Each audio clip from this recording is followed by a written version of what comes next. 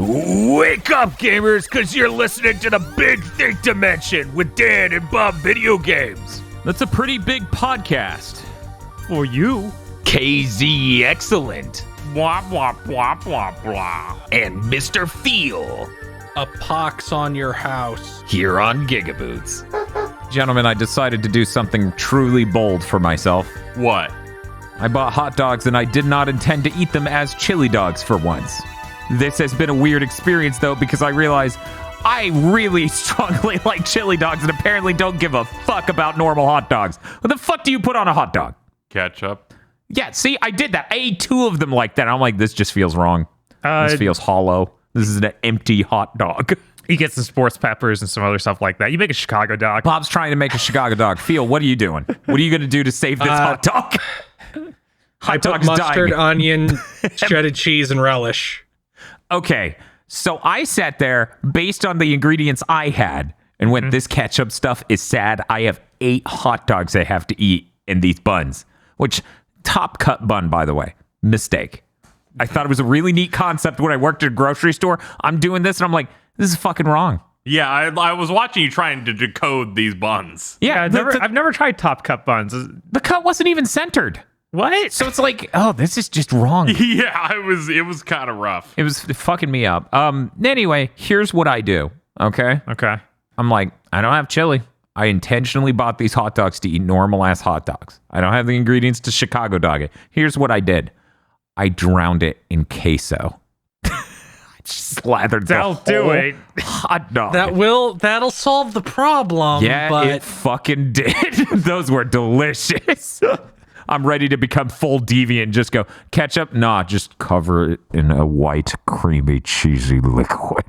Slide it in. Yeah, I was watching you cook them, and I'm like, I don't think I've ever boiled hot dogs. Oh, you've never boiled them? Really? No, I've always grilled them. Yeah, grilling them is an option, but boiling's like the most common way to do it. I was to the point where I literally went, okay, I'm open to opinions. Let's see what the internet says about hot dogs. I Google best way to cook a hot dog. It goes boil it. And I'm like, okay, whatever. I'm not feeling fucking adventurous anyways. Yeah, my brain always defaults to it's a meat. I want to char the shit out of this right now. Understandable. I feel like if I get it on a grill, like a real grill, Yeah. then that's great. But Oh, yeah, pan frying a hot dog doesn't do it. Okay. Oh, yeah, that's what I was talking about. Was like an actual proper grill. Grill. Yeah. Propane or charcoal or Yeah, something. those things are great when you do them like that. Oh, but Yeah. Bob, I got to ask. What's up? A griddle. You know, It might work. Like I say don't you had know. an Ethan Chbosky style metal griddle you slam on your stovetop. Yeah, like the actual was the grid. Mm-hmm. It might work. Dan? I'd be willing to try it, but it probably wouldn't be as good as a boiled even. Air fry it. Yeah, I was thinking air fry that hot dog. I feel like I don't want to dry the skin that much. Yeah, but it might be really funny. I bought that large mini ham that's sliced, and I'm like, I bet I could air fry this. And as it turns out, I can. And I've won. every time you do, the house smells good. So whatever, keep it up, I guess. Yeah, I know. I was like, I go to the supermarket, and every time I go, I bet I can air fry that. I don't know, I can just put it in there. You know, this was the one time I didn't do that. I didn't do that at all this week. I got a number of different things and didn't once think I could air fry that. Which to be fair, why would you air fry tortilla chips, salsa, or rice pudding? It might be good to heat up tortilla chips, honestly. Yeah. I mean, maybe if your tortilla chips are depressing, like they need to be resuscitated. I feel like Santitas out of the bag are pretty good. I don't want to fuck with that. But I feel like just warm them up a bit, because sometimes I'll throw it in the oven for a minute, and they'll make even fresh chips better. I cannot believe this started with hot dogs, and now it becomes we need to air fry our tortilla chips. Yeah, you do. You need to enhance it for when you're like dipping them in queso. You know, another good thing for the hot dog is just cover it in sauerkraut. Yeah, I almost picked up a bag of sauerkraut. I don't know what sauerkraut is. I just know that it's a food. It's food. Oh, okay. Well, no, we don't need to be any more specific. It's cabbage. It's fermented cabbage that they shred really, really finely. Oh, Yeah, okay. it's Germany's kimchi. Yeah, Yeah, smells bad, pretty but much. tastes good. Tastes really good, actually. Okay. The last time Dan said something was food, it was that keto thing that he pretended wasn't the grossest shit ever. That when he put it in his mouth just so he could trap me. That was really good. It's my favorite game to play with KZ. I eat a thing and look perfectly normal, but in fact, this pizza roll is burning my mouth, and I'm trying to lure him and Bob into sticking nuclear pizza rolls into their mouth. Or in this case, you were eting dog food. And I'm just I saw a packet at the store today. I'm like, no. It was funny. Aggro's like, yeah, I've seen those things before. Just assumed they tasted like this or dog food. And I'm like, dog food. Just ask Spiff. I fed it to him once. Yeah, I was like, I gotta go. I need to. I'm not finishing this pebble. It's really funny. But fine. Yeah, I'm sure if we air fry the tortilla chips, it'll probably be crunchier. Right. Hopefully that's good. Hopefully it doesn't have any other side effects. The whole house will smell like tortilla chips. Where's the loss? I don't know. Your whole place is gonna smell like a Don Pablo's. It's no big deal. What the Don Pablo's? That is like a higher tier Mexican restaurant. There are a couple in like Central Florida. That were in like high rise buildings. Around here we had La Bambas until they sued, and then it became La Rumbas, which is not a song. It was funny. Every time they did a commercial for La Bambas, they used that song. You know, that just reminds me of Coming to America's fucking Whack Donald's or whatever it was. Yes. McRonald's. I think Whack Donald's is pretty classic. Didn't Azumagadayo also do Whack Donald's? I believe so. Yeah. It's a good anime trope right there. That's the only good thing from the new Coming to America was that they still have those things. Oh, and good. Like, they're trying to sue me over the McFlurry, but my version, I put all the stuff on the bottom. Oh, no. And it's that same guy. He's like 80. Which I think is insane. It's like it's all ice cream till you get to the bottom. Yeah, no, that's terrible. It's obviously bad. But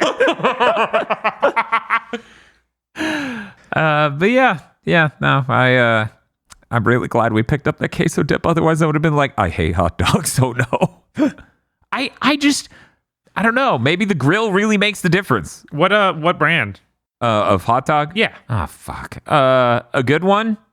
Oscar It wasn't a Mayer. Nathan's. Yeah, it was Nathan's. Okay, I was like, Okay, that's the best. That's the hot dog. You're right. Yes. Right. I didn't buy a bad hot dog. Okay. It is really weird when you boil the hot dog and then you use a fork to get it out and you stick it on the bun and then it's just oozing the juice, the hot dog juice out of where you poked it. That's why you air fry the hot dog. Or use like clamps to get it out instead of That's your an fork. idea. I now I'm just thinking, yeah, but you need to boil it to put a little juice in it. So what if you boiled it a bit and then air fried it? Which reminds me of the fucking I actually tried toaster scrambles, the egg version of toaster strudels for the first time in forever, and it's like microwave it slightly, then toast it. That's what they say nowadays. And I'm I like, saw you oh, pulling shit out, and I'm like, he bought toaster strudels, and now I know you bought a trap. Yeah, actually, it's all right. The toaster strudels or toaster scrambles are okay. They're all right. They're not amazing. Sure, I'm not sure a hot dog absorbs moisture from the water. It has a casing. Yeah, but then like if you air fry it and you poke it with a fork, it doesn't like erupt in juice, right? It might if you don't air fry it too much. I don't think the casing on a normal hot dog is thick enough to prevent the water from getting in. Because I've deep fried hot dogs many times, and that's pretty good. Huh. I've never tried it, but I have heard of deep frying hot dogs. Yeah, I've never tried that outside of, corn dog. But that's obviously different. Oh, corn dogs real different. Yeah. Corn dogs can be real good, and they can also just be terrible. Another hot dog technique that I've used before is I'll take a knife and I'll like score the hot dog a little bit, make very shallow cuts, and then just throw it on a frying pan and like roll it around a couple times and get some color, and that's a pretty good way to do it. Yeah, that sounds all right. So Bob, you're saying I should buy an entire Wendy salad bar section to top my hot dog?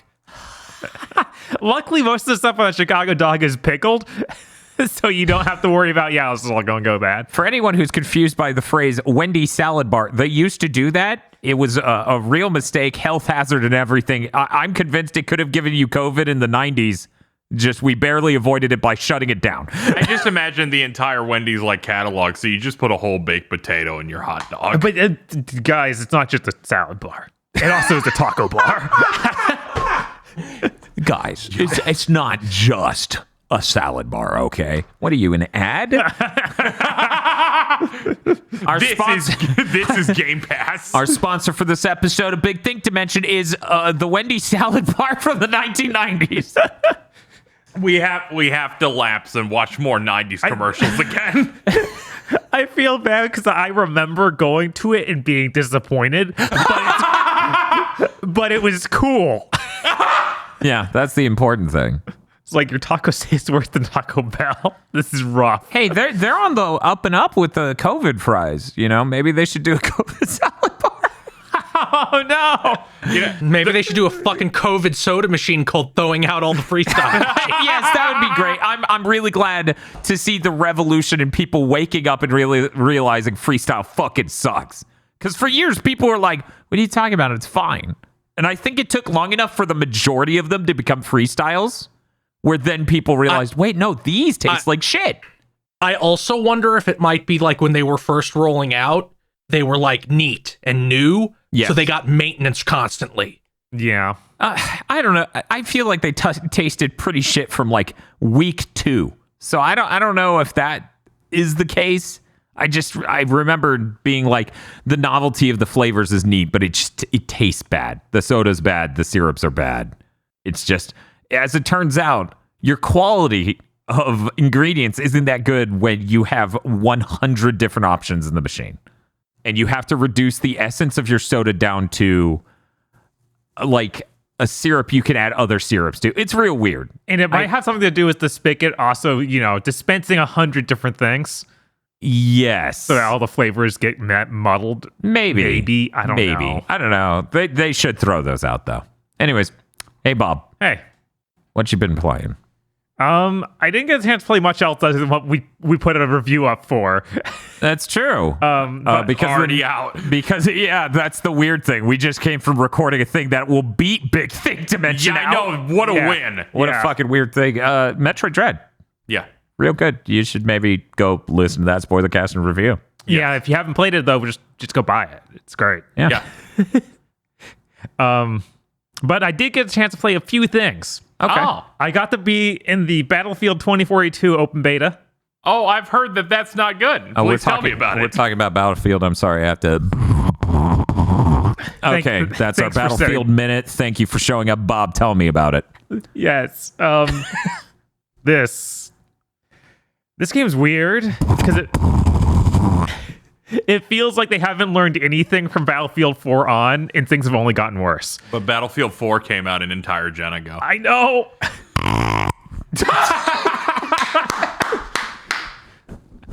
So they're still doing the thing where you cannot customize your loadout, period, at all, except inside a map. What is wrong with them?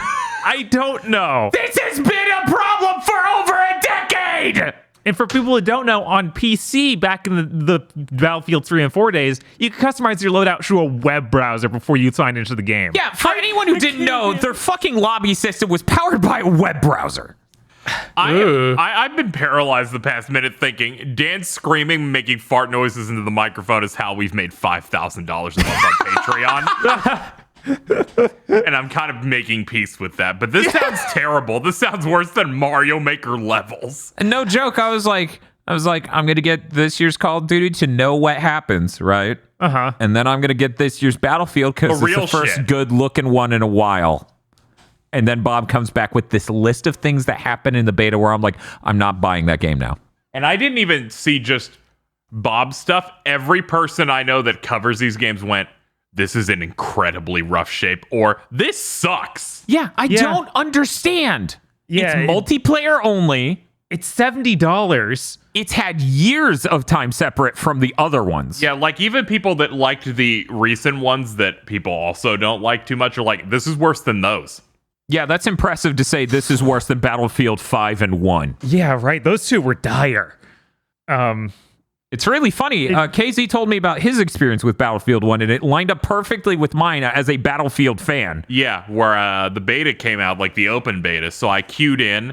I was in the middle of a large desert-like field. Someone sniped me over and over again for about 5 minutes, so I just deleted it and never played Battlefield since. Yeah, I did several matches in that beta, and it didn't change. Yeah, that map was just conducive to that happening and nothing else. And I have no idea what's wrong with them. Like, when you think about the cool Chinese warfare, like really tall building maps in Battlefield 4, like that shit prevented that problem because there's a lot of internal structures. There's underground structures. There's giant, skyscrapers you can get to the top of and parachute down from.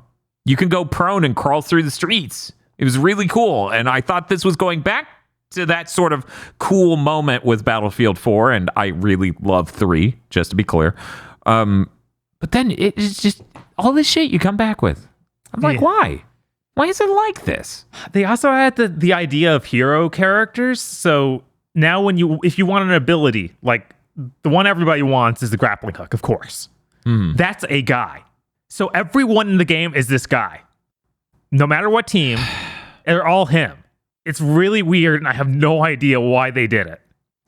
I have an idea of why they did it. Okay. Because it's like a hero thing.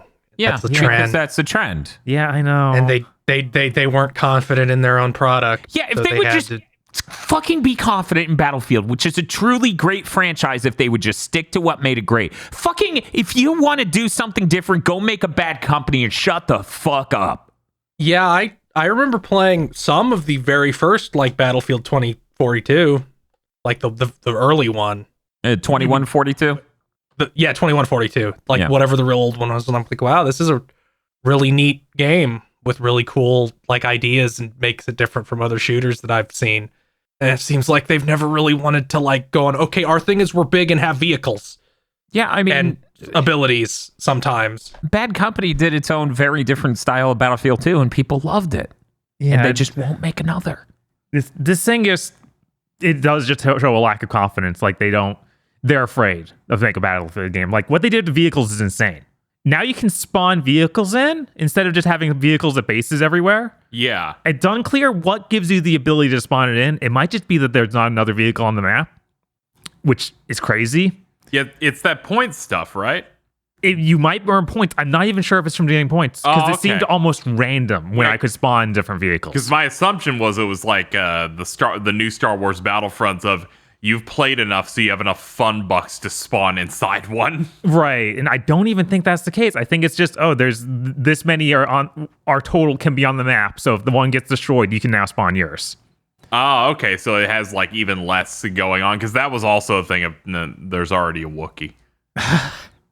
And that sucks because part of the feeling of what's cool about Battlefield is these bases on a timer will spawn vehicles, and you run to the vehicle and you rejoin the battle in style. Yes, like even the Star Wars Battlefronts had that, the pandemic ones where you would just get into a ship and then just start going. So the idea of just drop it in, I never found to be what they did was with the air vehicles is even worse because you can spawn the land vehicles anywhere, which is weird and doesn't feel the same. But with the air vehicles, you have to highlight something when you're respawning that's under your main base.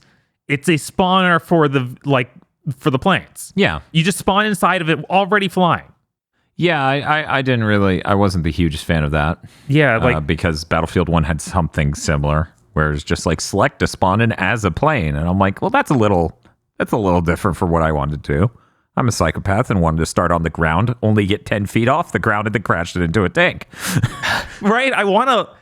One was a helicopter and was a plane. I want to learn how to take off because ideally I am also landing. Or in the case of a plane, crashing it into something and jumping off. Landing with style. It's crazy to me. The trailer for this game, they got it. They understood what makes Battlefield cool. Yes. They don't in the game. Yeah, it seems like it's a trap. I don't get it. It's really fucking unfortunate. Yeah, it's frustrating. Also, this beta is super rough. For a game that comes out next month, this thing basically turns into an epilepsy at random. Oh, yeah, I was hearing there's some weird seizure-inducing stuff. Oh, yeah, I did hear, someone went, when I played on Xbox One X, it just did this. Yeah, it's not even one system either. That happened on my PS5. I'm pretty sure I saw people talking about it on PC. It doesn't seem tied to anything. It just starts randomly flashing the screen white. Like, it's not... I'm not sure why. I have no idea. Maybe it's something to do with the weather effects. Just breaking. And this is a $70 game. Uh-huh. Cool. Otherwise, I mean, it looks nice. The storm effect they made, because this is the map that has like the big... like a rocket that takes off. So we got to see like the dust fly out from that. That was cool. But that's not what I'm here for. Just make a high-res, cool-looking version of 1942. I want to be able to control gigantic vehicles and break the game. Yeah. Like them every step they've taken to try and balance this game has made it worse. Yeah. I don't know why they can't just be like, oh yeah, ours is the military shooters, it's fun. Yeah, I don't understand. They had their own separate thing from COD. It was very different and it was very enjoyable. And ever since the beginning of PS4 generation, it's just been like, because here's the thing. I enjoy Battlefield 4, but I'm not going to fight saying, yeah, it's just an almost carbon copy of 3. Yeah, it's super derivative. It is. Absurdly. But we finally got consoles that could run that shit at 60-ish. So that felt great. Seeing them be like, we've advanced the graphic technology to asinine levels of fidelity, but we have no idea what to do with this game anymore, has been depressing. Oh, well, at least we can think of Battlefield as the great franchise that invented Levolution. Yeah, great. What? I think that was them that with sounds Levolution. right. I'm going to Google that and see if typing that into Google does anything in 2021. Yeah, I listened. Battlefield 4, yep. There you go. I listened to an Xbox podcast and it had Battlefield fans on, and they were starting to talk about Levolution, and one of them just went, "Shut the fuck up! Don't talk about Levolution." God, even now I'm like, yeah, I could go play Ben 1942.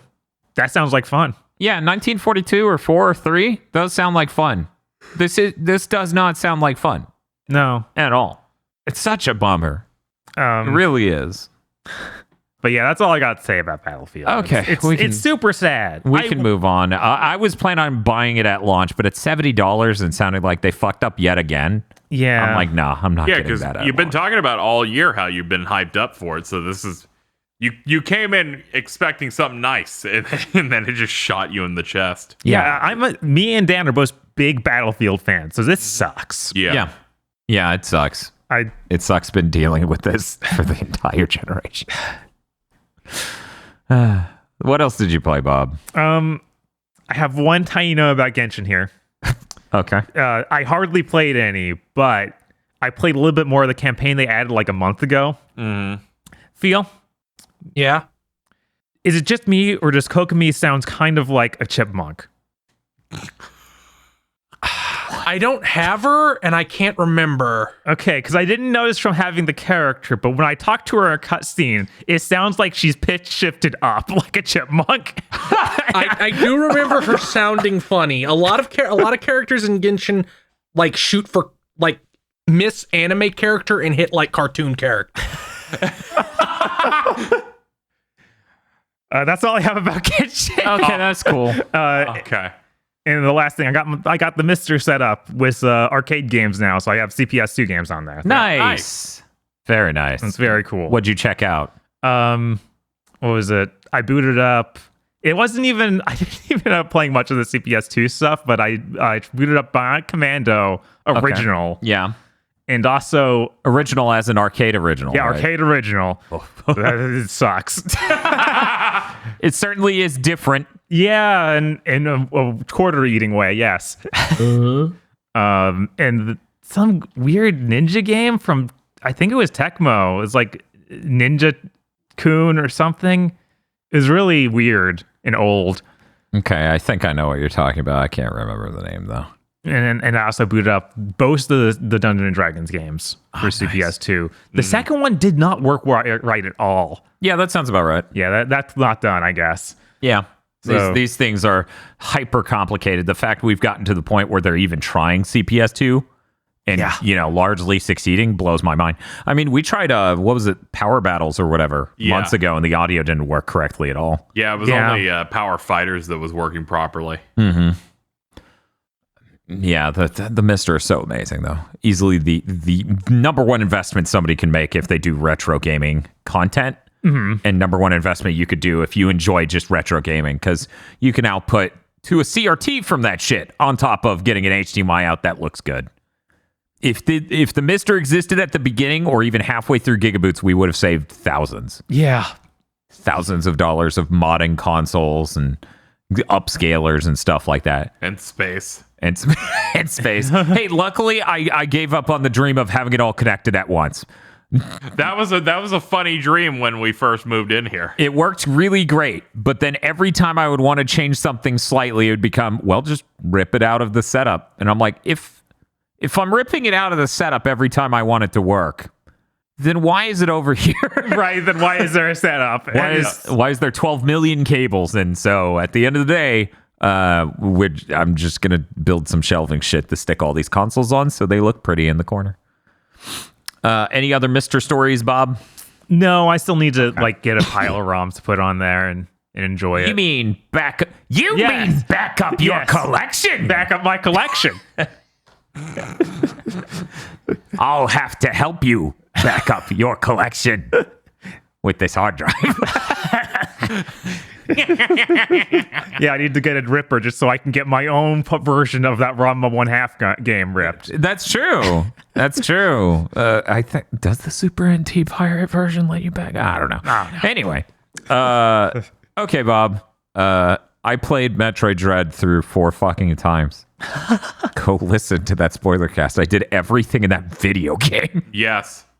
Go listen to that spoiler cast. This has been a great week in gaming. I played 1 game. KZ. I also did Metroid Dread. I played through it 2.5 times until you told me stuff about files, so I was playing it wrong on that 3rd time, so I stopped. Tragic. But I also played for the internet, as promised, Tak 2: The Staff of Dreams. The hit sequel to Tak and the Power of Juju. The Nickelodeon IP that did not actually get a cartoon until 3 games were out. And the IP was like half dead. Was dead. Yeah. So I was jumping into that. The previous game was a collectathon that was made by idiots in a way that you could never truly perceive, where the average game had jiggies in it that you would collect as you play through a game and go through levels. Here they had you go to this zone that leads to this level, that leads to this level. We have no jiggy equivalent. We just have overarching goals for the story until like a third in, they're like, collect 100 of this item that are now populated in all the old levels. Also, they're a pain in the ass to get. Also, we have dungeons, and this is the worst thing you've ever played. So it was that for a while. So I wasn't feeling good about going into this one. But, sometimes you pay a price on the internet. You put a price, they hit it. You go for it. This is leagues better from that first game in basically every single area. What they decided to do is, because they have no idea of what a good collectible could be, is to just not have any collectibles in it that aren't just like currency that you can pour into get unlockables later through like you can like make a potion that will unlock a mini game for the main menu or concept art or something. But for the most part, you're not really looking to collect something to progress until later. And even there, it's much more sober than what the original game had. This is hyperlinear. You have a guide in the form of one of the characters from the first game that like shrinks themselves down to a flea that just hangs onto you. That way they can constantly bring it 2 levels and have them like say, you're doing this to go this way. The premise is that you'll go through linear levels and sometimes you'll get knocked out in some way and go into a dream world, which is conveyed in the worst way possible, of weird vignetting around a 4:3 screen that looks terrible. An eye condition? Yeah, a bad eye condition. This one is like, you've been having dreams about a princess that you have to go save. This princess turns out to be more than halfway through the game some of the villains from the previous game trying to help out the main villain of the first game again. And then it becomes the second half of the game is you chasing after them to get the Staff of Dreams, because otherwise they'll like release nightmares or something and bad things will happen. Bland. Yeah. More sober than that. Most things are. The frame one nightmare trauma dome doesn't really happen in many video games. Yeah, most game protagonists don't take Datura. Yes. So I go into this game, and it's actually going pretty well in the fact that I'm getting through it pretty quickly because I know what to do each time.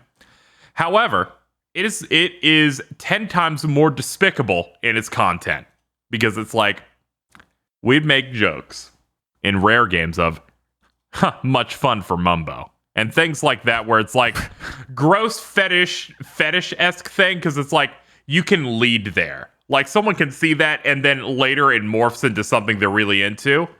So I'll describe some things I do in this game to Bob. Oh, no. All right. So in the first level, they introduced the mechanic that if you like, bears will go up to like a beehive and like have some honey out of it and then lay on their back and you can like bounce on their stomach to get somewhere. Okay. But this bear's really far away from the tree. How do I get him over there? Well, what if I walk up to a skunk so it shits on me? So I got shit gas all over my body and then I run up to the bear and the bear has to run across the map to that beehive. That's we start not great. We start getting stuff like that. We start throwing fleas at random things to have them bite into people because sometimes you can't make it through areas. And then they're like, okay, there is and the first cutscene is like really bad in that it's a comedy bit between two characters and a Far Cry-esque cutscene. Where it's you're passed out, you're asleep, so they just do it from a first-person perspective of them looking down, and it's mostly one voice actor I do not remember who it is, and Patrick Warburton who plays the main comedy character in that, just running bits. Then you do tutorial in a dream. You wake up, they're trying to wake you up. Patrick Warburton's character's trying to wake you up by pressing his stinky armpits into the camera. Cool. Yeah, okay. Yeah, and I'm like. And they're like, there's the steam from it. And I'm like, I didn't think this could get worse. And then the PS2 does that thing where it loses signal because it's changing aspect ratios 4 times in 10 seconds. And then I cut to it. The current plot thing is there's a giant that we need their help in getting to something. I cut to what that scene starts with. You found the giant, which is them hard cutting to you being stuck between their toes. And your entire torso is being crushed in. And I'm like, this is what happens when, you go all in and no one likes it. I don't even see how children could find this appealing in terms of, it's all gross, bad shit. So you're saying it was approved by someone high up at Nickelodeon? Yes. From the bad part of Nickelodeon, like not even the glorious part where it's like, SpongeBob's nice. No. The people high up who maybe want to redesign the logo to be a foot. Oh no, yeah. This is some real fucking Schneider over here, really coming up with some awful shit. Yeah. So that part's despicable, but the game is mostly pleasant if I ignore the fact that the camera is inverted. And continues to control terribly, but 6th gen curse, yeah, it's the 6th gen curse, but I'm able to progress relatively well, and the checkpointing for the most part is very good. So I find myself continuing to get through it. But then they start doing some funny shit. Like there's the one part where it's like, okay, you're gonna get in a turret, and you're gonna shoot these vents and have them change their track so you can get the thing to the other side. And my brain was losing it. Because it took me too long to realize they fucking made pipe dreams. They're making me do pipe dream puzzles, but making them harder because you have to shoot these bullets that have travel time and hazards. And gravity. And every time you finish the puzzle, there's no fanfare to the point where Dan laughed. Oh yeah, I fucking lost it. Bob, this thing's like, imagine instead of like, normally when you do a game that's pipe dreams, right? Yeah. You walk up to a panel and it's in front of you. This shit is like you're firing at a thing 50, 70 feet away. Okay, yeah. You need to account for your boulder projectile's fucking gravity to hit a tiny target on the pipe to turn it 90 degrees. Right. It's also for a lob. Each and every one with absolutely shit tier aiming controls. Also, they know if you try to like do it really fast where if you try to do one that's like 4 ahead of it, it'll automatically turn back to normal. They're like, no, you have to do them in order. And then there's also an enemy that shoots shit at the pipes to try and disrupt the signal. So sometimes you'll have to go ahead and shoot that off. The worst thing in the game is in that second half where it starts becoming the old game again, where they went, you have to chase after the enemies, but they're jumping like worlds and stuff. So we need like energy to do that. So the levels no longer have a linear endpoint now. Now they're like a kind of like a circuit that will always loop back into each other. Collect 20 things. They put like 30 of them in the level, but it just becomes this thing of you're focusing on collecting a thing and then making it back to the hub. One time I finished and went, I don't know how to get back there. And I spent like half the time trying to get back to where the exit has spawned. So that was bad. One time I couldn't find any of the stuff and chat was gaslighting me saying, no, you collected one thing before the other 2 things, so it despawned them, I think. I'm like, what? No, that was not at all what happened. A pretty good theory, though. Yeah, I could see a terrible video game doing it was that. plausible enough to stress me out.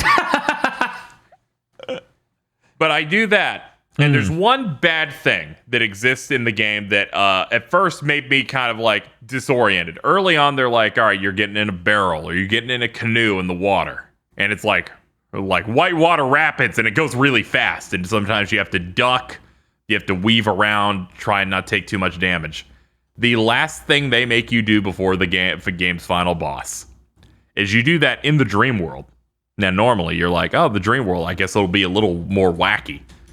They've decided to make the water blue and purple and float above the air. And they're like, how do we make this hard? Let's put holes all over it. This might be the worst section of a game I played in years. I was losing my mind at how bad it is, where you have to weave between it because the control's really bad. There's input lag on it. It's hard to gauge it when it turns, the camera's pulled out. So when you jump, you can't really feel your jump. Where it's like, I don't know if I hit it. And sometimes it's so delayed that I'll fall through the hole, but the game hasn't reacted to me falling through the hole yet. So I've actually passed and I'm still gliding on the water and then I just shoot straight down. Because they're like, you fell in that hole 10 meters away. And they make you do like a 45, 50 second section of that. And I'm like, this is the worst. Feels losing his mind watching it, getting angry for me, and then getting snippy with everyone in the chat going, look at this! I've never seen any segment of a game that like failed at the basic level of telling you where you can exist or not. It's like, you raft down the dream river. It's fucking opaque and you can see through it. There's holes in it that look exactly like all the rest of it. Yeah, the holes reveal the skybox. The skybox is almost the exact same color as the water. Cool. So it just becomes this nightmare I'm going through. The first time I hit the final section of it, they're like, we want you to jump off the ramp of water to another one. So you have to go really fast 3 times. But it had been so long since they expected me to boost, I forgot. I did not get a chance to do that section again for 20 minutes because I just kept dying before that part again. And I was like, this is the fucking worst. But then you pass that and then they make you do the final bosses, which at first were, the last one was going to be like incredibly difficult until it's like, one of the skills they give you midway through the game is a screen clear for this type of challenge. And as it turns out, they give you so many rewards during the final boss, you can just nuke the screen over and over again and you can't lose. However, I had to search through where the move was because they give you the button combination for moves in this game and then never again. And in no place can you find them ever, which is... insane. It's like Xenoblade Chronicles 2, where they give you the tutorial once and then no place to read it again, which is absurd because this game went, we have combat mechanics now. Here's 10 different combos we'll teach you for 10 minutes. Like, here's your launcher. Here's 4 different specials. And I'm like, I don't remember any of these, but I do know I learned a bunch of them. And then during the final boss where I was trying to repress every single one, I was like, is it this? No. Why did they make that? Why did they do that? But yeah, I finished that. How long to beat was only off by 2.5 hours, but I died a bunch, so I guess that's reasonable. Yeah, it was so much better than the first one, but somehow more despicable. More devious. More devious. More deviant art in its Yes. in its content. But in terms of like a game, they shot for more of a linear platforming thing. And there are some parts where I'm like, that's clever. Though I did, because toward the end they're like, you can transform to animals, so you can hit this button to do it when you pass a certain signpost. So at the end they're like, transform in midair to then do this ability and all that. I'm like, this is really smart stuff. But also this game's bad, so it had feel going, how dare they expect execution from you? And I'm like, yeah, I agree. They're like, you're falling. Transform into a frog and grab a bug. I'm like, why are you expecting this of me? This is very presumptuous that you've made a game that feels good.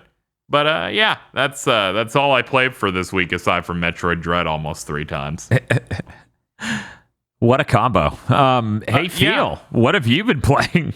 Other than Metroid Dread, I put some time into Kenna on a stream where my boot drive on my PC died. I'm still dealing with the ramifications of that. By the way, Microsoft, very good decision to require me to have a fucking USB drive to get into safe mode. A USB drive with special shit on it to get into safe mode nowadays. That was definitely a good decision and not something pointless and stupid. But yeah, Kenna looks immaculate. It's insane that it's this small a team that made something that looks like this. The fact they never made a game before is apparent sometimes. Most of the times it's fine. They actually made a really great game for their first attempt, it feels like. But there's just stuff, especially with the melee combat, that's like where it shows the most. Where it's stuff like, yeah, you did a parry, but we're not exactly sure how parries should work, so the enemy just continues their combo and plows right into you trying to do your counterattack. I'm like, come on. They should be repelled. They shouldn't be able to continue their combo string if I parry them. Yeah, so that part doesn't feel great. Yeah, I don't remember that being a big issue when I was playing. Maybe it's just certain enemies doesn't work right. It was on a boss, so maybe I shouldn't expect, but he has like a 3-hit combo, and I'm like, okay, I'm gonna parry the first hit. And he's just like, no, I'll just do 2 more hits. Gonna do 2 more hits and own you. It's really neat. I think somebody should give them money to make like a full game, because in the sense that like this game is like apparently like 8 to 9 hours long, but it's like mostly one biome. Like it uses its money in a very specific way to have like a cool game, but you can still see where they were limited by the money. Because like most of the games, this forest biome, at least from what I played, I don't know, Bob, does it have more biomes later? It does have slightly forest? different. It is mostly forest. They do slight changes, but it's mostly forest. Yeah, it feels like the budget shows that way, and that's fine because this game looks incredible. I think the adaptive triggers and stuff on the bow feel fine. Personally, I know Bob mentioned not liking it. Yeah, it really didn't do anything for me.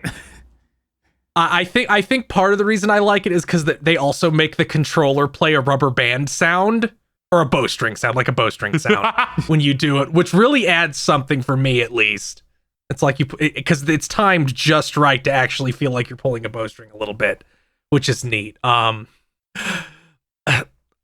can't look at the little minions and not just think of porgs. Like they're Never heard of them.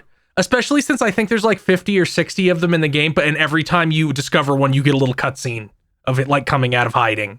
I don't know. They're actually kind of cute. Porgs aren't, so I can't see it. Yeah. This is funny because I was just thinking about when he brought up porgs, I'm like, man, people were bitching about Ewoks and talking about Ewoks for decades. Porgs. Yeah, I forgot. Everything else was wrong with that row. Fucking forgot with fucking porgs. Yeah, that movie. People have everything's wrong with already forgot. People have forgotten entirely about the sequel trilogy in general. Yes, except apparently, oh, they deleted it. They finally deleted it. The Disney Plus Latin America account tweeted in Spanish, quote, "I like the sequel trilogy best," end quote, in a bunch of red flag emojis the other day, and it stayed up for like 36 hours before it went down. This is the verified account. Jesus Christ! What the? I'm seeing a lot of really dumb shit between that and that Genshin Elon Musk tweet that was deleted. Yeah, that was insane. That's completely psychotic. Yeah, I feel like the sequel trilogy has like a hydrophobic-like coating, so a memory-phobic coating for your brain, which just slides off. It's like, Yeah. kind of forgot most everything in it, which makes sense. Like we talked about in our Star Trek Visions review. Go listen to that. Star Wars Visions. Yeah, Star Wars Visions. It would have been way the better only if thing it that was Star Trek anime. they should do that. They should do that. They should. Mike Staklasa has to get to voice someone, though. Yes. These are the rules. But the only thing from the sequel trilogy that stuck in anybody's brain was Kylo Ren freezing the bolt in the blaster bolt in the air. Yeah, Nothing else stuck. The first scene. In my mind, that and then the end was dubstep lightning. Yep, that's it. Dubstep Force Lightning is For the wrong reason. We're bookending the whole thing. I just always think about that one line in Rise of Skywalker of somehow, for some reason, Palpatine has returned. And I just want to apply that to every villain ever. Somehow they're back. I don't know if I'll go back to Kenna. Like it didn't really light my world on fire, and I'm at the stage where it's like, you're not going to be on my game of the year list. Time to shove you to the side until I go through all these other things I need to play yet. Yeah, we're in mid-October. We are absolutely starting to be in that zone. We have 2.5 months because unlike other people, our game of the year comes out in January. So the year can end. Yeah. So the year can end. It's actually really bad for us. You should support us for doing it. Patreon.com/GB podcast. Yes. It's true. Yeah, because I get panicked and I go, what did I miss at the start? I have to go pick the kids up from school. Yeah. And with fucking Returnal threatening a 6 gig update that's gonna change the entire game by adding saving. It's like, oh fuck. I gave up on Circle of the Moon. I can't. It's over. I got to the point of the game where it just became long hallways full of the same Dark Knight enemy that has a projectile that will hit you in like a 45-degree cone in front of it. I'm sorry. Here's what you gotta do. Takes a quarter of your health. You have to slide perfectly underneath that during a very specific part of the animation. I'm just going to not beat that game. Whoa. Understandable.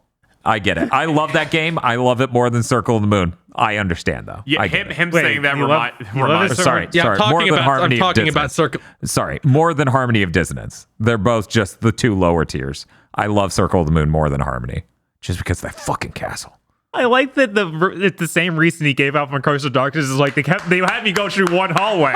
So tired of these hallways. It's fucking Castlevania games. At least this time it's just like it's bad. Hallways. It's nothing but hallways. What's with all the goddamn hallways? It feels like I went down a long hallway and it gave me hearts up, so I deleted the game. And I'm like, fair. That is absolutely fair. I'm just muttering hallways, all these hallways while I'm sitting in my car by myself punching the stereo.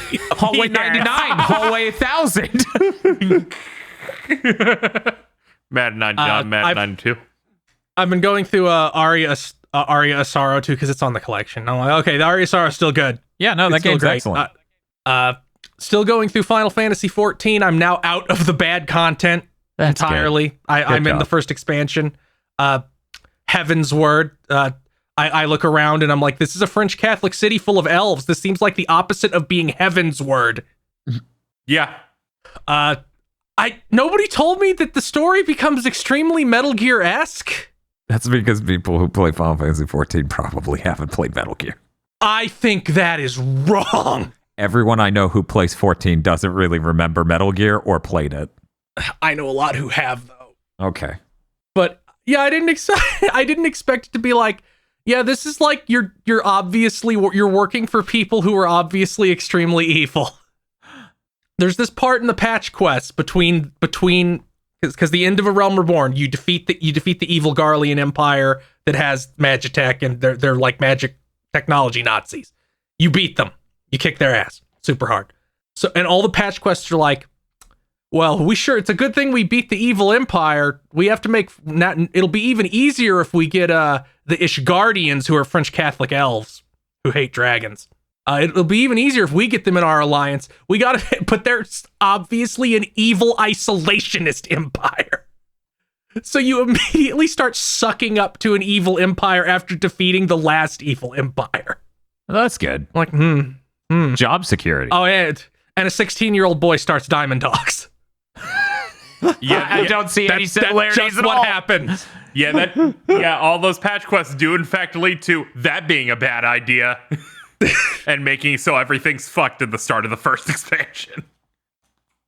I also like how I made a joke in the last time you talked about this game, in which I said that Alphinaud fucking uses Reddit, and then I can't believe the director. Yes. The director does like, back in the base game in the first expansion, Alphinaud, his name's Alphinaud. I keep saying Alphinaud because that's how it's spelled, but it's French, so it's Alphinaud.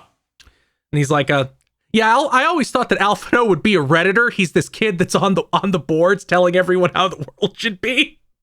Yeah, because he started interviewing people for the media tour, and when I see headline, Naoki Yoshida thinks Alphinaud would use Reddit, I'm like, what? Is this fucking real? Because he's doing interviews with everyone, including the one WoW streamer that got that game 2 million sales in 1 month.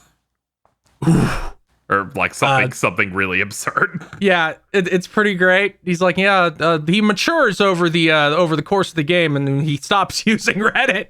I think he'd probably still lurk though. Yeah, that's accurate to that character. Which is, I thought it was funny. Which has motivated me to keep going more, almost as much as the last insane quote I heard from him, which is him saying that at the end of Stormblood, the second expansion, when you're level 70, the Warrior of Light is not quite as strong as Guts from Berserk. And I'm like, okay, that's a good metric, I guess. I mean, yeah, given the intro to Shadowbringers is just, Dark Knight is Guts. Did you know we liked Berserk? Yeah, that's how the Dark Knight quest starts, because the Dark Knight is introduced in Heavensward, and I've already unlocked the job class. It literally is just these two guys talk about how they saw Guts and how cool he is, and the Warrior Light goes, I better go find this guy and learn how to be Guts. Yep. He sounds really cool. But I'm having a lot of fun with that. I'm going to try to be caught up by the time Endwalker comes out. Yeah, if you just do main story content, you'll probably pull it off. I'm out of the mud, so... You have this great power, right? That once you hit Shadowbringers, you will hit, in the patch quests, a gap. Where it's like, oh man, they suddenly want me to gear up. And what you do is use the power of you having a Twitter account. And then someone will just run and craft you gear. Because that happened to me where I'm like, I'm 20 under, and someone's like, what data center are you? And then they just gave me a full set, and I'm like, thank you, you saved me like a day. Yeah, that will be that'll be pretty sweet. Yeah. Right now I'm saving money so I can buy the sunglasses that are worn by the most divorced man alive. He's divorced and homeless. He's the intersection of most divorced man and most homeless man. Dan, I'm gonna give you an analogy for this character, or like a description. Shoot. Imagine the sort of dude who's like, I want to get back together with my ex. My ex won't talk to me. I guess I better get hired at their job. That sounds like what the protagonist of a David Cage game would think is a good idea. But that's exactly how the character is. That's and he basically wears Quattro Pagina's sunglasses. It's rough. Also, his main color is red, so it's really... And he's blonde. Yeah, I'm pretty sure it's intentional. But yeah, that's a lot of fun. That's all I've played. Oh, okay. Strap in. It's time to talk about the Podlord. Oh, fuck! But it's so early. I know. Yeah, whatever. Wake up, Podlords. Whoa! Wake up, Podlers. We have to run. The file hasn't split yet. We should get a world record if we finish Big Thing before the file splits nowadays. Right. Yes, that's right. The Podlords. Podlords such as E. Lee Broyles, Corey Brown, Live Action Muito Real, Red Blaze 27, Jesus H. Juicifrost. Suzu Shiro. Emperor Zero. Shibuya Gato still crying over Soren Smash. This is my biggest W. So you're with your honey and you're making out when the phone rings. You answer and the voice is, "What are you doing with my daughter?" They didn't fit the whole joke. It didn't fit in the word name. No, it's the who was phone build up. Oh, But then they couldn't fit who was phone. yeah, they didn't get all you were the way. doing like a Dobo-esque I'm candor. having to read the typos. That's why. Oh, Because the original thing's full of typos. oh. Rado. 101 Shades of Wonderful remastered. The X-Parasite has infected the most dangerous life form in the galaxy. Gary Busey! Oh, man! That's some real dread. WTF, Spider-Man. The Tack and Jack attack. Oh, there they come. Just imagine they just replaced Daxter with Jack. It's like a foot tall. Who decided to call it Tack 2, the Staff of Dreams, and not Tack in the Power of Tutu? I made that joke last big thing. Yeah. Cruise control. And in KZ stream. Cruise control. By the way, Tac 2 sucks. The game ends with them going, "It was a dream." No fucking way. Yes. Yeah, that's how it ends. Oh, fuck you. Someone called that shit in the air in the first 5 minutes. DFW3K. Muckbun. Podlord. More like tip jar for the BTD boys. Escalating bet war. Yes. Kristen. Zero Suit Tonberry. Ugh. Ooh. Nice hair, though. Yep. Maybe she's born with it. Maybe it's Maybelline. Santi Kunai. Travis Touchdown versus new Raido Kuzunoha Switch Edition. It's Rado. Oh, that's right. Sorry, Raido. Raido Kuzunoha. Fun spooky fact from Count Von Admar. Vampire blood can boil when exposed to retro game scams at a retro gaming convention. Yeah, I'm at. That looks like it has a grating on it. Anything with a grating on it should be yeeted into space. Yes. And it's like, here's the grading program. It's run by the same people that run the auctions now. Weird. Kyle Bjork. Zilter. Lingering Will Turner added to Smash. Iron Aggro. Bligda Blue. Schligda's Poo. The cyber excellent ghost of Let's Plays past from the future. I'm humping my microphone. Oh no. I could see KZ eating taco pie. Yes. Monster Hunter, Ryzen and Raiden. You tell your girl, she says, "My dad is dead." Then who was phone? Lock the Chest has no time for a bit. So here's Destiny. Hello. Oh, okay. Pretty cool, Bubba. What a handsome dog. Oh, it's Australian dollars. Belanco, son of Columbo.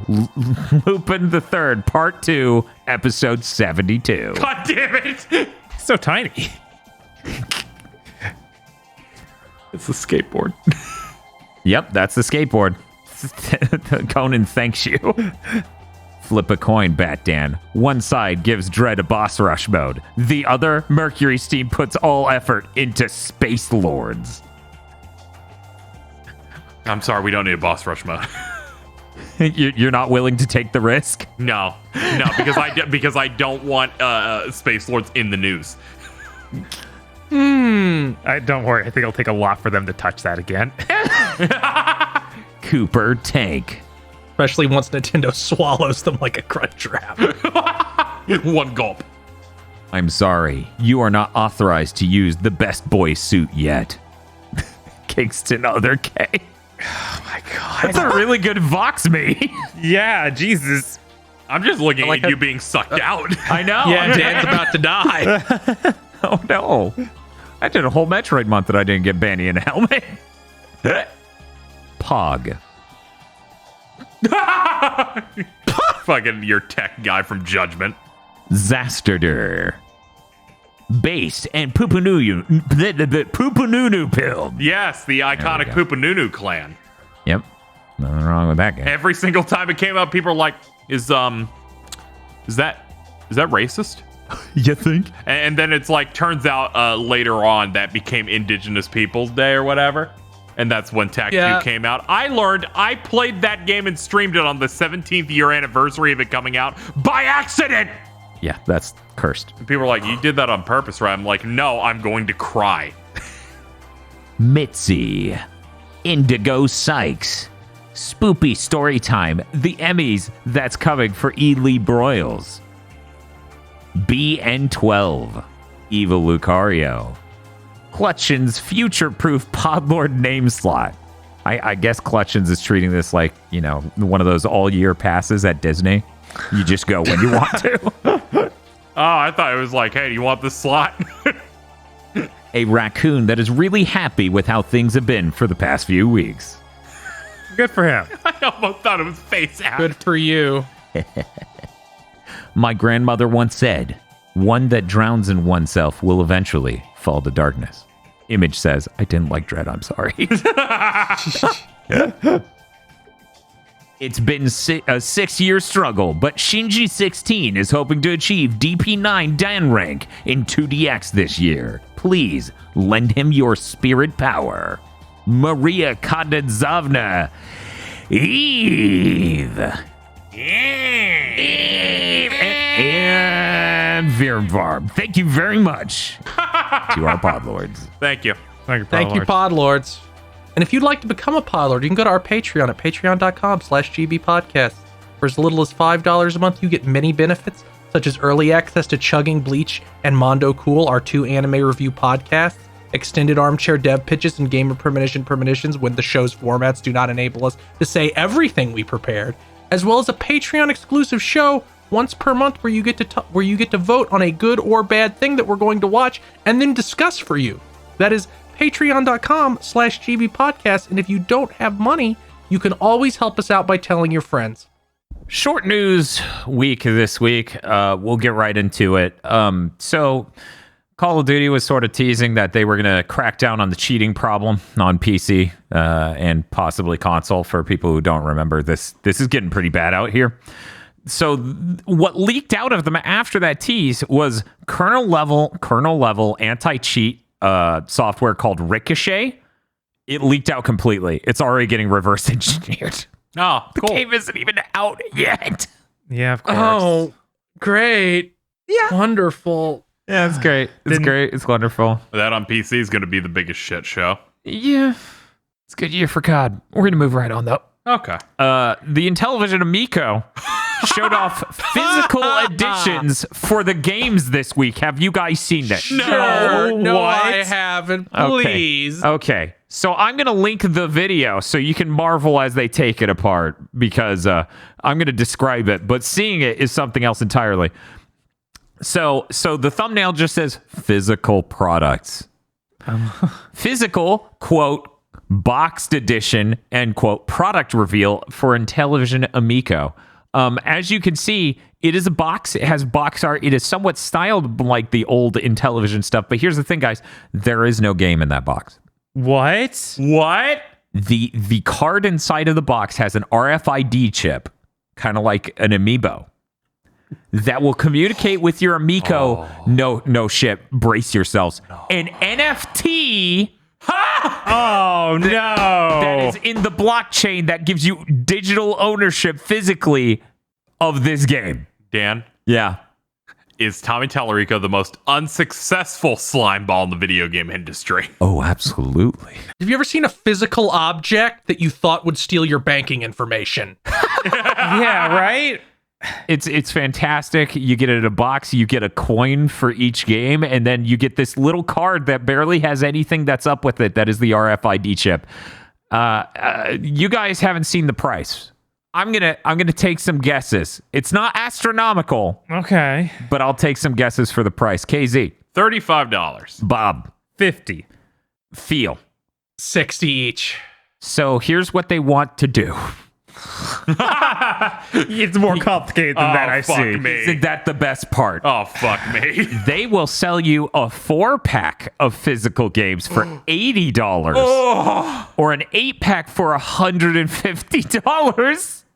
Well, there's a lot of value. There's so many NFTs. Yeah, there's so many blockchains going on being blocked.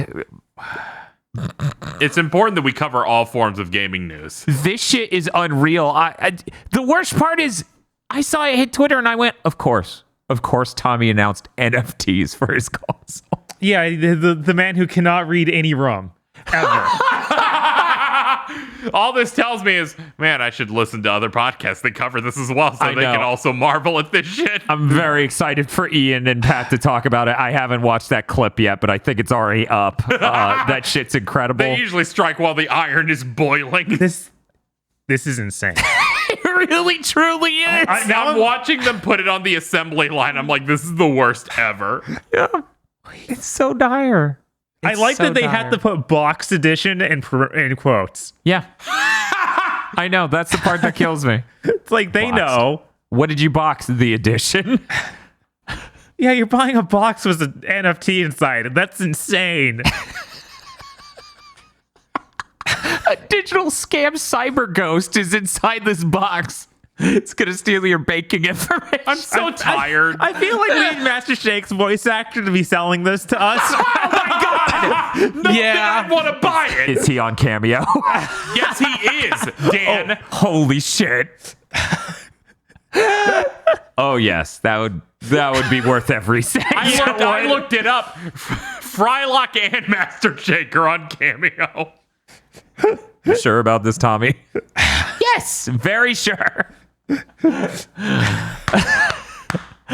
Oh man, we're just gonna keep sailing past that.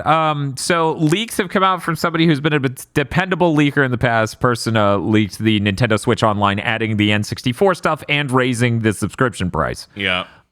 They are saying at this point in time, the Switch 2, which people are calling Switch 4K or Super Switch or whatever, the Switch's successor, because it's made on a completely different architecture, right? It's made from a completely different GPU architecture, isn't back compatible with the games from Switch 1 yet.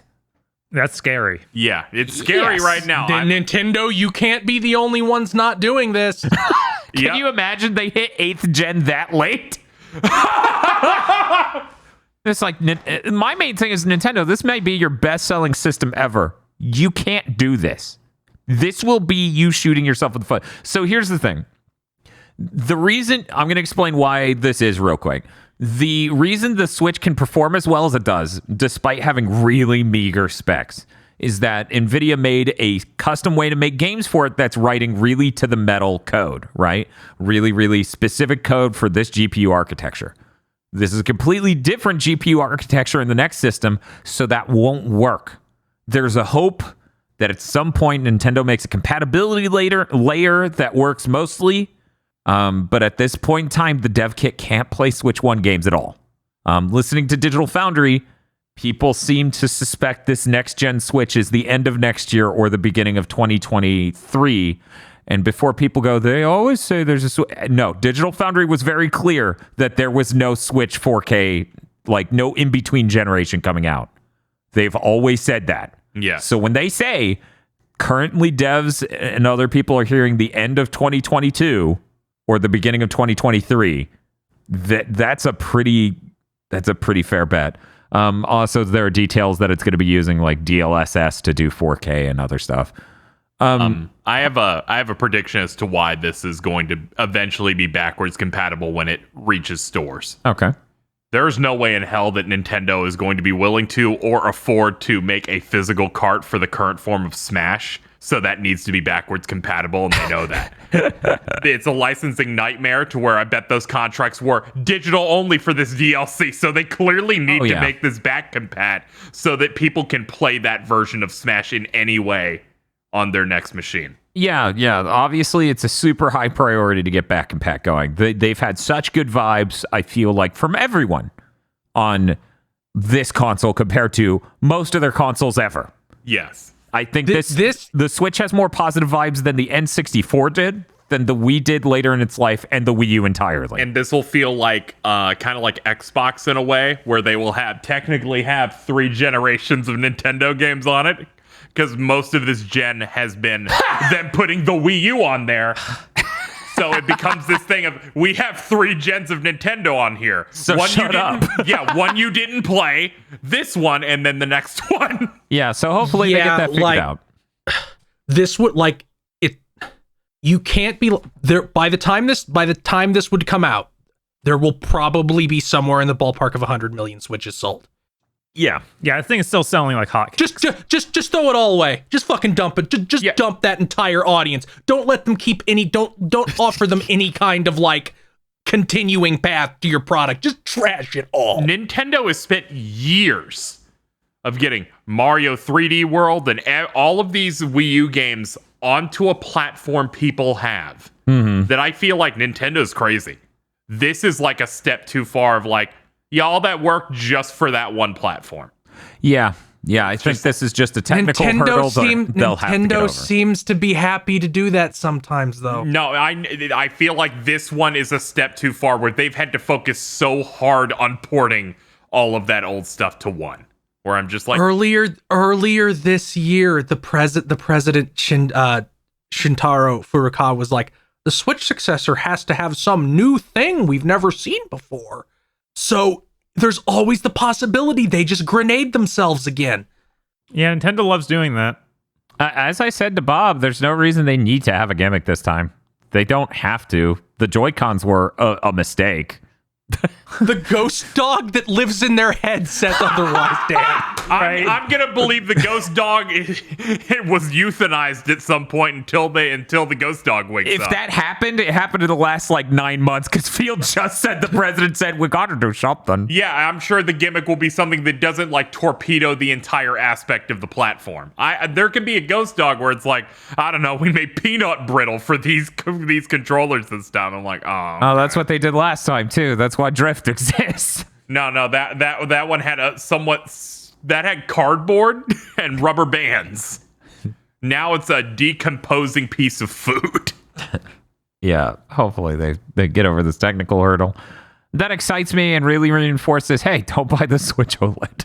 Yeah, no, the Switch OLED's insane. I can't believe they released that this year. The only way you should buy a Switch OLED is if you're just sitting there and you're like, I play my Switch portably all the time, and I don't want to try to get an actually in-demand system anytime near it launching. Because there are people who just don't even want to try. Yeah. Right? They get too frustrated. Right. Me, I'm a winner. I stay up until 5 a.m. and hit up Target's website. And now that I live with you, I'm like, yeah, let's fucking go. Yeah, no, the sicko brigade. Yep. It's fucked up. I could have gotten... I successfully got both next-gen systems more than once for people, right? Yep. Uh-huh. Could not get Metroid Dread Special Edition. God. That's fucked up. Oops. That is fucked up. Even got the amiibos. Couldn't get the special edition. Anyways, that's it for my news. We're going to head on over to Feel. Feel, what is your new? Because there is only one. Splash Damage, developers of Gears Tactics. They're working on a new sci-fi IP. That's all we know. Okay, I have to confirm this because I lost track of the ball. Are they owned by Microsoft? I don't think they are. Yeah, I don't think so. Okay. There was the rumors of Tencent buying them, but I don't even know if that happened. Okay. I think they might have. Okay, it doesn't... Company. Tencent. Yeah, they're not owned. They're not owned by anybody. Splash there you Damage Group Limited is who owns them. It says here parent organization for Splash Damage is Tencent and Radius Maxima. Yeah. So they have a partial Tencent ownership. bought them last year. There we go. Yeah, there was talks of whether or not Sony or them would buy them. Yeah, because I remember we made one joke of Sony buying the developer that was making Xbox content. Yeah, because they had so few launch titles, but Gears Tactics was one of the two where it was coming to console. Yeah, because it wasn't new. Yeah, it had been on PC for 8 months, but it was anything. Yeah. They also made the multiplayer of the last 2 Gears games. Yeah, I think they also helped out on the Master Chief Collection, but I could be wrong on that. Yeah, they were the PC version only. Ah, okay. Okay. Yeah, they've been doing a lot of support work on Microsoft stuff. Yep. I'm trying to remember the shooter they put out that bombed Brink? Outcasters. Brink. Yeah, they did Brink. Brink. They also did Dirty Bomb. Yeah, they did do Dirty Bomb. Yeah. They did this a few times is what I'm noticing. Yes, they did. They would put something out that I saw PC gamers make one YouTube video about, and then I never heard about it for 10 years. Did they also do Quake Territory Wars? Yes. Enemy territory. Yes, they Quake did. Wars. What the Holy fuck did you just say? I'm gonna go lie down. Can we talk about Fallout Brotherhood of Steel now? Bob said that, right? And I went, there's no way that I'm staring right at it on Wikipedia. It's like fucking American Psycho staring at the business card. I'm sweating. Yeah, I know. How is Bob just shooting these targets while they're moving in the air? They also made this weird multiplayer isometric twin stick shooter called Outcasters, which was exclusive to Stadia. Oh, come on. That's not even real. And it is so irrelevant. It does not have a Wikipedia page, but it is real. I'm looking at footage of it. God damn it. Everything needs to escape the Stadia. It's so Well, you know, dire. if I'm paying for it, I might as well try it. You won't. You can't. I bet they're charging You're not you. Can't brave use enough. it. I mean, they're charging me for an account that doesn't exist. Right. That's bad. Yeah, that I should probably so, but Yeah, probably. that's You got more news? busy. We're moving on to Bob. Bob, go. They announced Joe and Mac Caveman Ninja Cool. comes out next year for console and PC. They didn't specify what console. This is a remake of the arcade game, but they're adding stuff. Like it's going to have an adventure mode that has new levels. And it's made by Mr. Nuts Studio. Previously worked on Asterix and Obelix, Slap Them All, and Toki. 2 games I've not played. It looked pretty nice though, from the graphics. Like it's all like looks kind of hand drawn. Yeah. It's tweened really hard though. Like both those other 2 games they made are like seriously tweened. Oh yeah, I only saw pictures of this, so that makes sense. I'm gonna look up a video. Like Toki is a remake of that Genesis game with the spitting ape. Oh, why would anyone do that?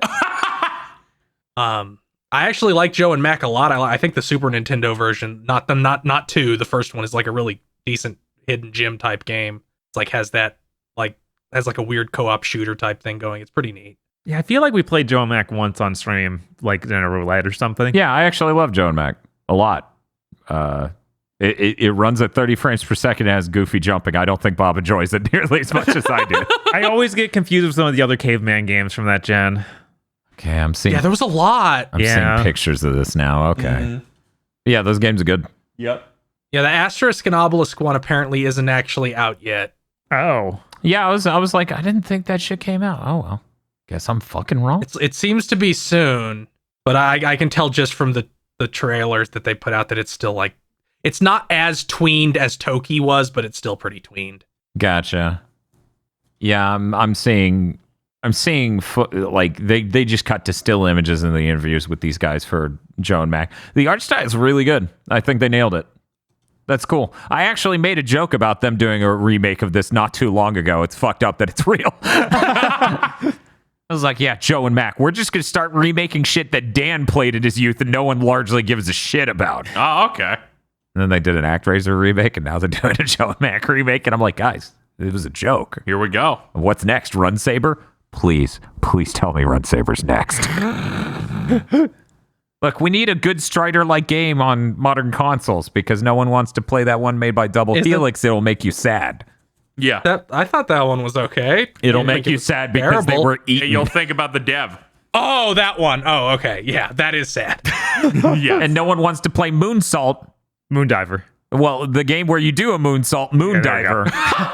Because it's bad. Oh, okay. We should play that on stream, though. We should. More people need to see Moondiver. Yeah, People don't believe it. We're the only people who realize Moondiver exists. Yeah. Because we bought it. Because we were like, certainly Strider was a good video game. He's very cool in Marvel. Yeah, this guy left Capcom and made this. It's got to be good, right? Yeah. We're going to head over to KZ for news before we think about that anymore. All right. First up, I've got Irish singer-songwriter Ava wrote a song for an upcoming PlayStation remake that's going to be revealed in December. I would say at that point, presumably the Game Awards. Yeah. Yeah. Ava previously worked with Yasunori Mitsuda on a song that's in Xenoblade Chronicles 2. Mitsuda's label tweeted about recording something with them 2 months ago. Oh. So, It could be anything. Worth noting, the credit song for Metal Gear Solid is Irish. Yeah, I think that's more likely for this event. And he probably worked with the Xenoblade guy for Xenoblade 3. Honestly, that's my bad. That is true. Because that's also about to be announced. Yasunori Mitsuda is like a super like hired gun. They're on everything. Yeah. Oh yeah. Like you can't like make a franchise assumption based on them because it's like from the last year they did something for Level 5, Edge of Eternity, Xenoblade Chronicles 2. They worked on Final Fantasy 15. Yeah, I was gonna say Valkyria Revolution, Stella Glow, Soul Sacrifice Delta. Yeah, it's just been in everything recently. There's no trail here, but if this is actually a Valkyria Profile remake that's insanely high budgeted, I'd cry. like that. I'll cry. Holy shit. Yeah. Once again, we're going to start remaking things from Dan's years? I saw a lot of people being like, could it be a Xenogears remake? And I'm like, a game has to be more than half a game to get a remake, I think. Bluepoint said they were making new content. They're making Disc 2, baby! Shit! Right, that's what people hope. That's the dream. That would be Sonic Mania tier of holy shit. Right. That would be so weird. That'd be insane. Well, especially because it almost certainly wouldn't have like the actual guy involved. The Disc 2, the opening is literally, here are the things that happen. So at least they literally have a guideline. Yeah, you have to sit through the PowerPoint presentation while they explain that they didn't have any more money. So that's great. This is that's not going to happen. Right. But it would be fantastic. It would be really great if it did. It would be incredible. Yeah. Maybe it'll make me really happy, and it'll be that Legend of Dragoon remake. That would be cool. That Bluepoint keeps saying they're going to do, and I'm like, oh, good. Now random encounters don't take 5 minutes for no reason. With the power of the SSD. Thank you. Also, with the power of being an action game now instead of a turn-based RPG with really long animations.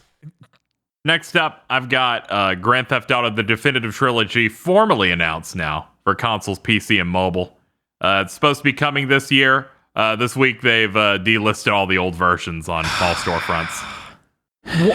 I want to say boo, but those versions weren't great. And there's like, if you dig, you could probably find those source ports that people made before they took those down too, in preparation for these. I actually didn't see anyone talk about this news. Do people just not care? No, I saw like Wario 64 and Nebellion like letting people know about the people talked about it. I meant the Definitive Trilogy getting announced. Yeah, when it got announced, but it also was like rumored and stuff before. They didn't. Yeah, it was rumored, and they didn't actually show anything. They didn't show like them running or anything. That would be why no one's talking they about it. showed a still shot of art, and they were like, "We're announcing it." They're like, "Here's our key art of female characters." That's the identity of Grand Theft Auto on media. They showed the loading screens from the PS2 games. Yeah, like when you boot up the game, it loads. Gotcha. Okay. Yeah. Well, we'll have to wait. Oh, I hope there's an exclusive next gen version. I want to see how fast those load compared to the original. Oh. It'll be like, man, this is so fast. I'm so excited for Bethesda to ship a game next year that really takes advantage of the fast loading. We gotta go. but they said Starfield would also be on last gen, didn't they? Did they? I think they did. Did they? I don't know. I thought Starfield was next gen exclusive to PC. I'm gonna look that up while KZ moves on. It seems to be exclusive. Oh, thank fucking God. Okay. Jesus Christ. They're like, only next gen gets ladders. Last gen, you're just stuck. I'm talking about the gen after this one. Okay. I was like, I don't know, KZ. They didn't seem confident in ladders. Yeah, I know, but the 10th anniversary version of this. He's talking about the series new Xbox. Yeah, super. Last piece of news I got: Solar Ash, which was going to come out in like a week and a half, is now coming out December 2nd. And I'm like, finally, it's away from a bunch of games. It's coming out in the same week as Halo and the Advanced Wars remake. Yep, that's all. Yeah. They got to stop doing this. I'm like, oh, yeah, you're away from all the bombs. There's still more bombs. There's no safe week the rest of this year. It's fine. Yeah, there's not. Or the start of next year. Yeah. But I'm excited. I'm glad that it's, Yeah. It probably needed this delay.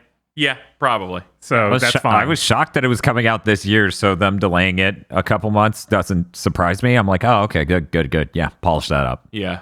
Make it good.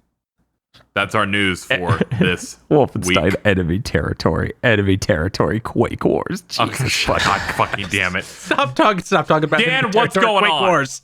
What's going on with us? Jacktober. Okay. We're doing Jak 1 through 3 and Jak X. By the time you're listening to this, you have either you were there or you missed the Jak and Daxter and Jak 2 streams. We will be doing Jak 3 this following Friday, and the plan is to do Jak X this following Sunday. And we might still be doing Jak 2. I'm just going to throw that out there. Yeah. You might be able to just tune on over to Twitch after you listen to this and watch us die. If they're able to listen to this whole thing, oh no. Yeah. I think you might be right. Yeah. Oh boy. Yeah, Anyway, cheer us on. We might still be killing Praxis. we might have to respawn, run 10 miles, and then try again to kill Praxis. Yeah. I'm very excited. We're also going to have a stream goal up for the PSP games. I saw the most haunting fucking comment in Retro Island Gaming's chat when I brought up our Jak month, okay? Okay. I'm going to read this comment. I want to make sure I read it verbatim. I was like, that can't be right. This person must be thinking of something else. This person says, Jak and Daxter, The Lost Frontier is good. 2, because it's like Star Fox. I'm like, what? It does have two gameplay types, and one is being in a plane. What? So is it like Star Fox on the GameCube? I'm sorry, but I gave this game like no chances in life. As soon as I saw a trailer, they're like, here's Dark Daxter. And I said, I'm out. Oh, that was That's fine. I see. Think of it more like Goes a against Ratchet the and entire Clank point game. of that character. Dark Daxter just has an edgier stand-up routine. He's fine. Right. I was like, he just becomes even closer to Gex. I don't see the problem. God damn it. Don't call him Gex. He's pretty Gex core. I don't know, my man. He's not making jokes from the 1940s. If we play Jak 2, we get into some fortress, and then he's like, this is like the inside of George Jetson's colon. I'm canceling the month and turning off the game. That's fair. Thank you for listening to this episode of Big Think Dimension. If you would like to support us, head on over to www.patreon.com/gbpodcast, where you can get extra podcasts and early access to our anime podcast, Chugging Bleach and Mondo Cool. Head on over there and become a $5 backer or a podlord today.